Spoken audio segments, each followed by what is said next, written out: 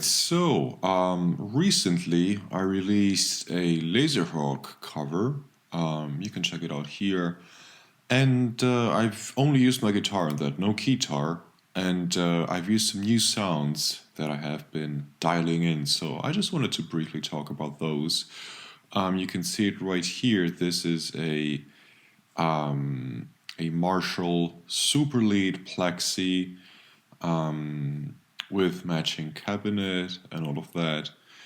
And the two sounds I have are a rhythm sound and a lead sound. And I have two small examples here. I just wanted to briefly talk about the differences because both of these are the exact same amp head and cabinet and microphone. Settings are the same, but if you have a look at the plugins I have down here, all of them are active for the lead track, but some of them are bypassed on the rhythm track. And I just wanted to explain that a little bit. So the pedals that I'm not using for the rhythm track are, first of all, this delay pedal here. And this is a pretty cool delay. It's the Blue Echo. And I feel like it already cuts some of the highs from the delayed signal, right? Which is a good thing because this way your delay taps don't go in the way of your actual dry signal. But then you also have this tone cut toggle here, and I've set this to low, so the lows are being cut as well. So this is a very nice trick to kind of make your delayed signal coexist with your dry signal without them getting in each other's way too much.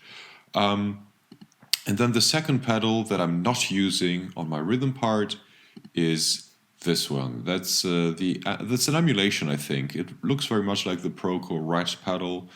GarageBand comes with a ton. These are all distortion pedals, right?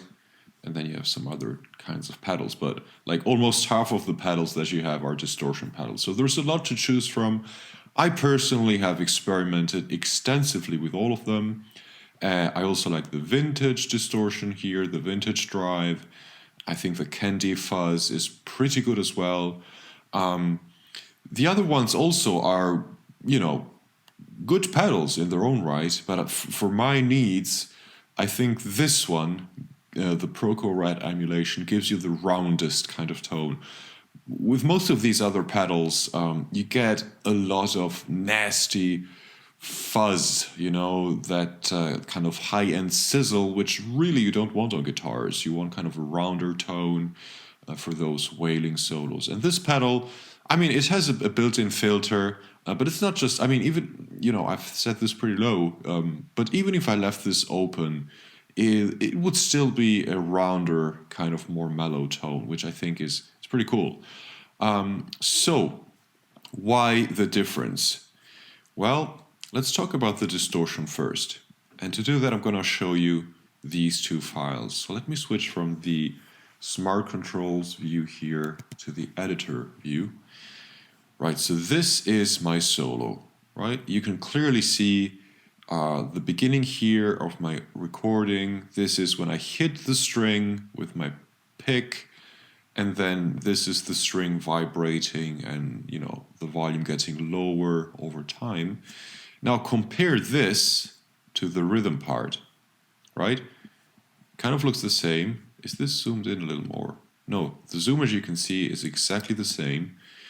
So, same shape, but notice how this is a little bigger and it lasts longer, right, before the volume starts going down compared to this, right? And the reason for that is that here I'm playing chords, so I'm hitting 3 strings at the same time, which obviously generates more volume and a more sustained volume than hitting a single string at the time. And that is a bit of a problem because, let me go back to my Smart Controls window here, the sound entering my amplifier, ideally, right, you would always want to have sort of more or less the same volume, because with the gain knob, you're coloring the sound, you're applying distortion, And so the lower the volume, the less distortion will be applied. And so your sound is going to change tonally as well. So you kind of want to always hit it at the same volume so that you can set the gain to give just the right amount of distortion that you want for your sound.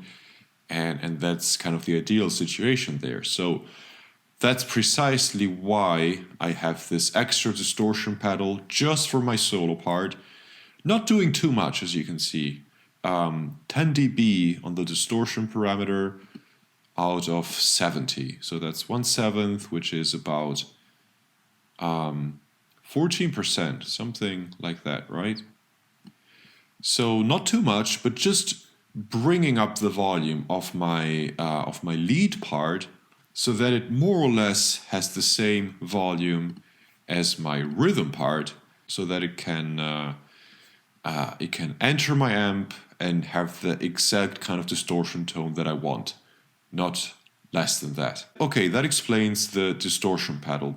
What about the delay pedal? Well, delays are considered space effects, right? They are time-based effects, just like your reverbs, etc. And so they kind of help get to give your sound that kind of spatial quality, right? It makes it sound like it was recorded in a room of sorts. Doesn't have to be a real or realistic room, really. But just it gives it a bit of, not a dry, dead center kind of sound. You don't really need that for your rhythm part, because have a look at my tracks. I'm just showing you this little part as an example, but as you can see, I have another track below my first rhythm track, which has a different performance recorded. The exact same performance, really, but a different take, also using some different pickups, so that you get kind of two versions of the same, and then you can pen them, as you can see, hard left and hard right. And you already get that nice wide stereo image, that spatial kind of sound.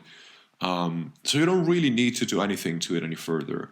You wouldn't do the same with your solo. Your solo usually is just one track, maybe you have harmonies, but you don't layer usually multiple performances, multiple takes of the same part. And so here we can use a delay or maybe a reverb. I have a little bit of reverb as well on my amp, right? Very, very simple reverb. As you can see, we only have two controls, on, off, and the level. Nothing else. We just can select a couple different types of reverb. So I have a little bit of that going on here as well already. And then I just felt like I needed a bit of delay to give it the space, which again, I don't need with my rhythm part, because I have two recordings, one panned hard left, one panned hard right. So I'm already kind of getting a nice wide stereo image. So yeah, that's it. If you haven't checked out the video, I invite you to do so. It's up here. And see if you can notice how the rhythm parts have a very strong stereo image left and right, whereas the solo part is a little more in the center. But thanks to the delay, which you can probably hear, it still sounds a little more spacey. Right, that's it for this month's members only video. I hope this was interesting to you. And right, I'll see you next month on the next members only video. Take care.